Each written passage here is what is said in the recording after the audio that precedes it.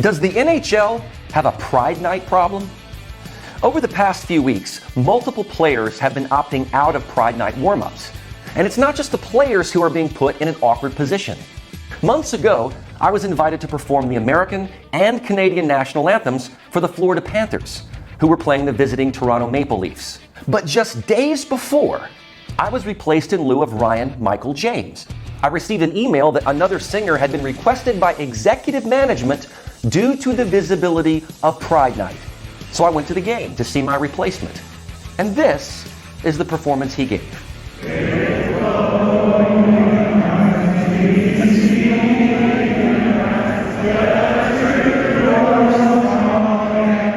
Apparently, he didn't even know "O Canada." The NHL's Declaration of Principles says that they don't discriminate based on sexual orientation. But they broke their own policy. And if hockey is for everyone, why was I removed? And what does that have to do with singing our beloved national anthem? This is not about bigotry.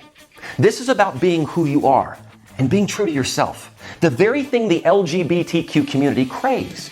But in the name of diversity and inclusion, one identity is elevated at the expense of and discrimination against another. Is this truly something to be proud of? Well, Shania, the CMAs are tonight and breaking right now. Miranda Lambert said she needed a guy to sing with her to get to #1. Do you think that's true? She certainly doesn't need it artistically. But I do think that we don't have enough women in country. Well, I know we don't have enough women in country music right now, so she's probably not far off the mark on that one. You know, it's interesting, Shania. I was looking in the top 50 right now. There's only 2 female artists in it, so she may have a point. There you go. Andrew Cuomo, you must go. Andrew Cuomo, you repulso. 9 women say you harass, but you refuse to resign. You let the virus kill the grannies, just like Don Corleone. Your familia get a special test, like a steroid Cristoforo. You lie about the numerals of New Yorkers with Corona. Now it's time for you to go.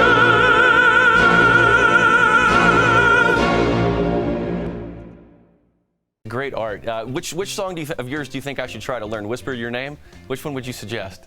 Yeah, that'd be a great one to It's try. One of my favorites Thanks, man. There's so many, and I have to say, my wife, who's got a nice musical ear, doesn't play at all. I truly believe that she could be playing after one of these sessions. So I'm gonna get her signed up too. Well, I'm checking it out, and I'll learn that song and I'll send it back to you and see how I do. Thank you for your time, Harry Connick Jr. It was a pleasure speaking with you. Thanks, man. Taylor didn't come out of any political closet. She joined the herd. And you know what she did? She abandoned her base. And let me tell you something about country music fans and people from Tennessee, from my neck of the woods. They don't forget this kind of thing. She abandoned her base and now she wants to influence it. That's wrong, and it's not going to work. You look at what happened with the Dixie Chicks. That was a problem too. And look at what she said. These are not my Tennessee values. Well, guess what, Taylor? It's not all about you. It's not. It's about the constituents of Tennessee. Well, forgive me if I don't take my political advice from someone who didn't play a bar in Nashville and who has more boyfriends than Baskin-Robbins has flavor. Wow.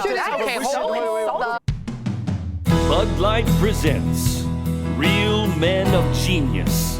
Real Men of Genius. Hold on. Real Them of Genius. Real Them of Genius. Today we salute you, Mrs. Transgender Spokesperson. Nothing says football, steaks, and beer like a man in a girl's dress. Saying the tight end. What we want to know when we are all watching the big game is what is that quarterback's pronouns? We like to be inclusive. So crack open a cold Bud Light, transgender spokesperson. Because when we look at that cold can, we feel diverse as hell. Miss Transgender Spokesperson! Anheuser-Busch, St. Louis, Missouri. Eric Clapton and Van Morrison have decided to sing for a new cause, against pandemic lockdowns. Clapton, who had an adverse reaction to the AstraZeneca vaccine, is speaking out and singing out about government control, fear caused by the media, and suffering. I dig into the activist artistry of Morrison, Clapton, as well as Aaron Lewis, whose patriotic song has drawn the ire of a music critic who wants to cancel him. He wants to cancel you, me, Aaron Lewis, Eric Clapton, and Van Morrison. It's despicable. Music can both affect and reflect culture, but musicians have always been the rebels of our culture. Rebelling against progressive groupthink, however, takes a bit more courage, as society molds even the rebels into conformity. Stand and deliver. That's what these artists are doing.